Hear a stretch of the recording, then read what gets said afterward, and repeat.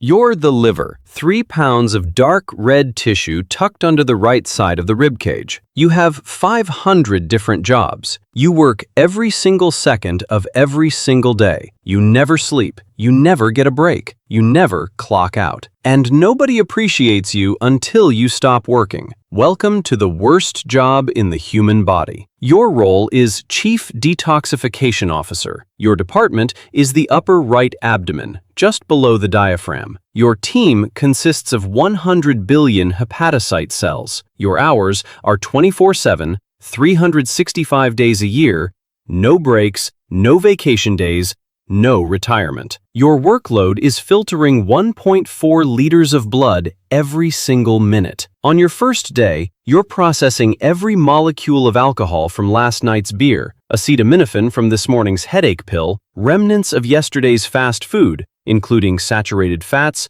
preservatives, and artificial dyes, ammonia from protein breakdown, which is toxic waste, from muscle tissue, old red blood cells that need to be recycled, cholesterol that needs to be regulated, and glucose that needs to be stored or released. You don't get to choose what comes through. Whatever enters the bloodstream, you filter. Medication, alcohol, environmental toxins, industrial chemicals from tap water, pesticides from vegetables, plastic residue, all of it flows directly to you. Other organs have it easy. The heart just pumps. The lungs just exchange oxygen. The stomach just breaks down food. You're the body's waste treatment plant, pharmacy, and recycling center combined. And the body treats you like you're indestructible. Spoiler, you're not. Day 1.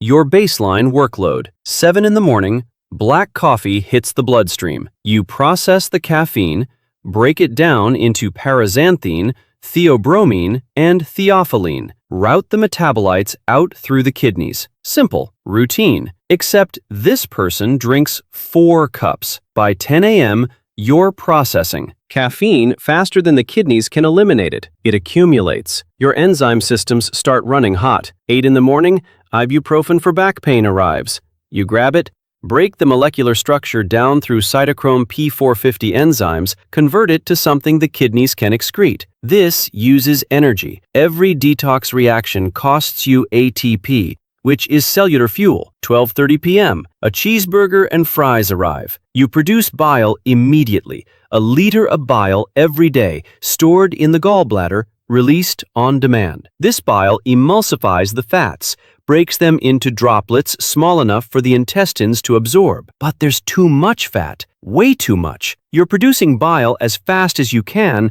but the gallbladder can't store it all. The excess fat circulates back to you. You have to store it inside your own cells. This is how fatty liver disease starts. Not from one meal, from repeated meals like this, day after day. You store the overflow fat in your hepatocytes, your liver cells. A little bit here, a little bit there. Eventually, 5% of your weight is fat, then 10%, then 30%. This is called steatosis. You're literally drowning in the body's excess. 3 in the afternoon, an energy drink arrives.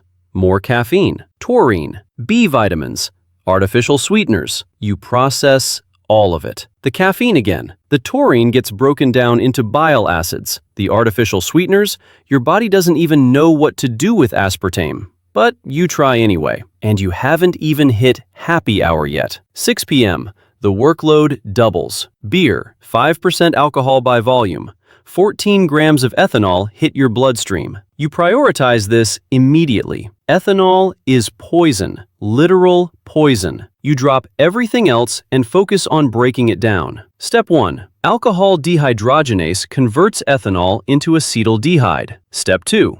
Acetaldehyde dehydrogenase converts acetaldehyde into acetate. Step 3. Acetate gets converted into water and carbon. dioxide. This is a three-step detox process. It's energy-intensive, and acetaldehyde, the middle step, is more toxic than alcohol itself. It's the same chemical used in industrial solvents. You're producing it inside your own cells. 7 p.m., another beer arrives. You're still processing the first one. Your enzyme systems are maxed out. Alcohol dehydrogenase can only work so fast, about 1 standard drink per hour. That's your limit. But drink 2 arrives before drink 1 is finished. Ethanol backs up in your cells. Acetaldehyde accumulates. This damages your cell membranes, causes oxidative stress. Your mitochondria, your power plants, start failing. 8 p.m., 3 more drinks in an hour. Now you're in crisis mode. You can't keep up. Alcohol is sitting in your cells waiting to be processed. Acetaldehyde is building up faster than you can convert it. Your cells are swelling with fat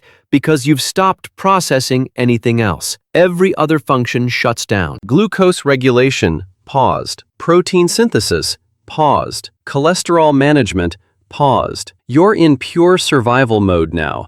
Detox the poison or die. Your immune system notices the damage. Kupffer cells, your internal security team, activate. They release inflammatory signals. Cytokines flood the area. This is your distress signal saying, we're taking damage up here, but the alcohol keeps coming. If this happens once, you recover. Your cells are damaged, but they regenerate. You're built for this. If this happens every Friday and Saturday, you develop alcoholic hepatitis, chronic inflammation. Your cells stay swollen. The fat accumulates permanently. Scar tissue starts forming. If this happens multiple times per week for years, you develop cirrhosis. Your cells die. They're replaced with scar tissue, fibrous, non-functional tissue that can't filter blood. You transform from a filtration system into a scarred, hardened mass. And alcohol isn't even the worst thing you have to process. The body treats you like an industrial waste processor. Everything goes through you. This person takes Tylenol for headaches. Normal dose, 500 milligrams 3 times a day. You process this through glucuronidation. Attach a glucuronide molecule to the acetaminophen,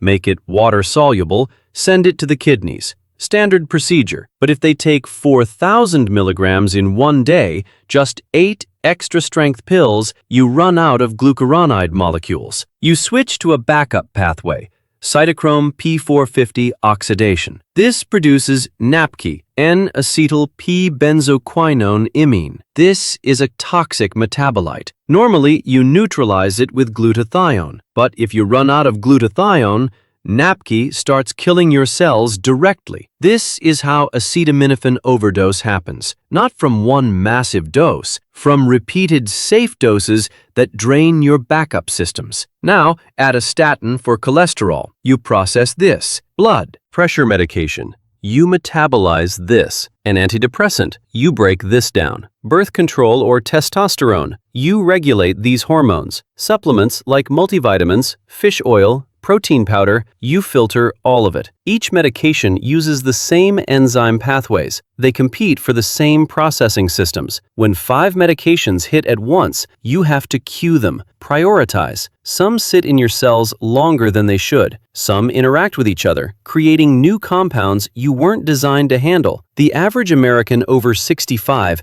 takes 7 prescription medications daily. 7 different chemical compounds, all routed through you, all requiring enzyme processing, all producing metabolites that need to be cleared. You're a waste treatment plant designed for natural toxins, spoiled food, plant alkaloids, bacterial byproducts. You weren't built for synthetic pharmaceuticals, but you adapt, you try, until you can't anymore. And we haven't even talked about what happens when you try to regenerate. You have a superpower. You can regenerate. If 70% of your mass is surgically removed, you can grow back to full size in 3 to 4 months. You're the only organ that can do this. Cut the heart in half, it dies. Remove part of a lung, it stays gone. But you regrow. This should make you indestructible. It doesn't. Here's the problem. You can only regenerate in a clean environment. You need low inflammation, adequate nutrients, minimal toxin load,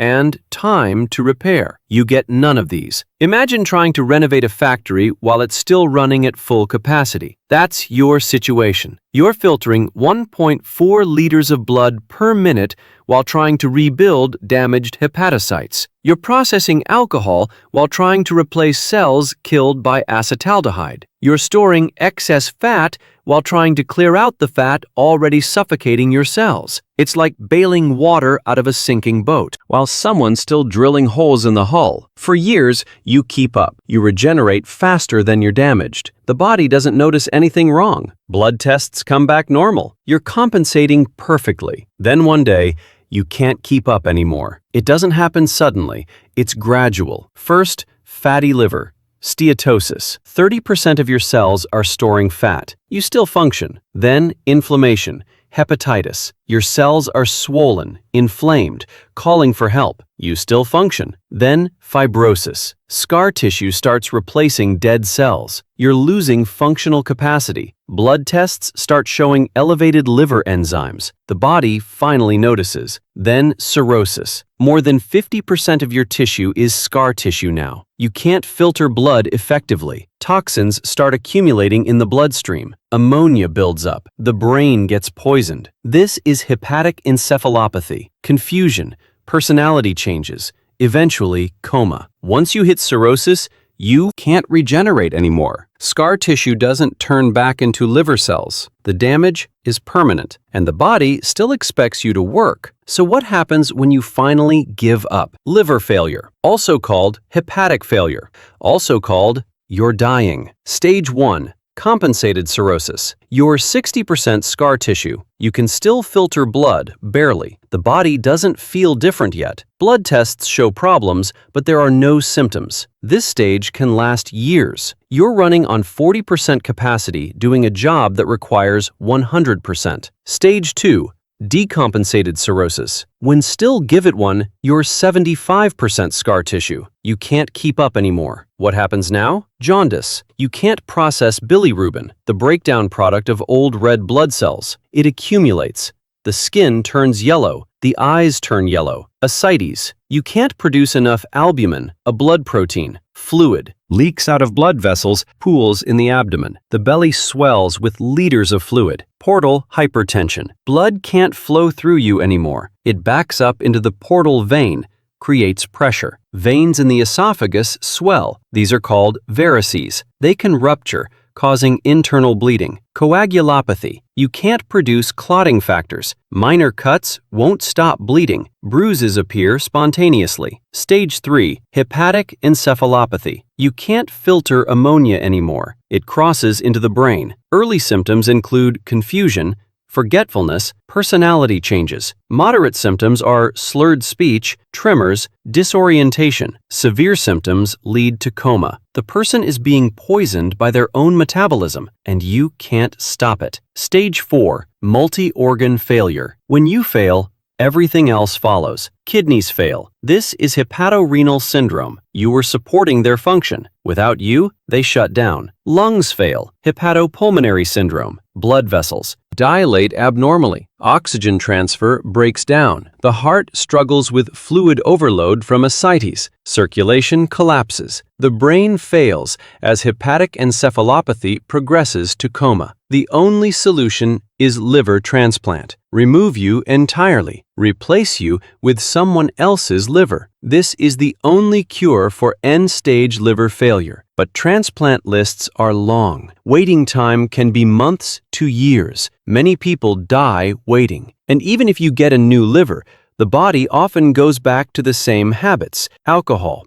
medications, processed food. The new liver starts the same cycle. So why is being the liver the worst job in the body? Let's compare job descriptions. The heart's job is to pump blood. Hours are 24/7, but automatic. No decision-making required. Workload is consistent, doesn't change based on behavior. Appreciation? Everyone worries about heart health, heart-healthy diet, cardio exercise. Life expectancy? If you don't abuse it, it works for 80+ years. The lungs' job is to exchange oxygen and carbon dioxide. Hours are 24/7, automatic. Workload increases with exercise, but that's temporary. Appreciation? People quit smoking to protect their lungs. Life expectancy? Even smokers' lungs can partially recover if they quit. The kidney's job is to filter blood, regulate water and electrolytes. Hours are 24/7. Workload is steady, doesn't spike based on weekend behavior. Appreciation? Stay hydrated for your kidneys. People actually do this. Life expectancy? You have 2 kidneys. If one fails, the other compensates. Built-in backup. You, the liver. Your job is 500 different functions. Detoxify everything. Produce bile. Regulate metabolism. Store energy. Synthesize proteins. Manage cholesterol. Process hormones. Recycle blood cells. Filter toxins. Metabolize drugs. Your hours are 24/7, 365 days a year. No breaks. Your workload spikes massively based on behavior. Friday night, triple workload. Tylenol for a headache, extra work. High-fat meal, extra work. Energy drink, extra work. Appreciation? Nobody thinks about liver health until you fail. No liver-healthy diet marketing. No detox your liver awareness campaigns that actually work. Just juice cleanses that do nothing. Backup system? None. You're alone. If you fail, everything fails. Recovery ability? You can regenerate, but only if the damage stops. It never stops. Life expectancy? You can go from perfectly healthy to cirrhosis in 10 to 15 years of alcohol abuse. From cirrhosis to liver failure in 2 to 5 years. From failure to death in months without transplant. You're the most abused organ because the body doesn't feel you struggling. There's no pain signal, no feedback loop. The heart hurts when it's overworked. The lungs burn when they're strained. The stomach cramps when it's upset. You suffer in silence. By the time symptoms appear, you're already failing. You're the organ that keeps every other organ alive. You filter the blood that feeds the brain. You process the nutrients that fuel the heart. You regulate the energy that powers the muscles. And the body treats you like you're replaceable. You're not. That's why being the liver is the worst job in the human body. Your liver is processing something right now. Whatever you ate today, whatever you drank today, whatever medication you took, it's all flowing through 3 pounds of tissue that never stops working. It's been doing this every second since you were born. It will keep doing this until the day it can't anymore. And most people never think about it until it's too late. Liver disease is one of the top 10 causes of death in the United States. Most cases are preventable, but prevention requires the body to stop overloading you. That means moderate alcohol, careful medication use, healthy weight, limited processed food, simple changes, rarely implemented. So the next time you take Tylenol for a headache or drink a beer after work, just know your liver is handling it, like it handles everything else, without complaint, without rest, until it can't. If this made you think twice about what you're putting in your body, hit the like button, drop a comment. When was the last time you thought about your liver? Be honest. Next video, I'm breaking down what happens to your kidneys when you're chronically dehydrated. Turns out, they have it almost as bad. Subscribe so you don't miss it.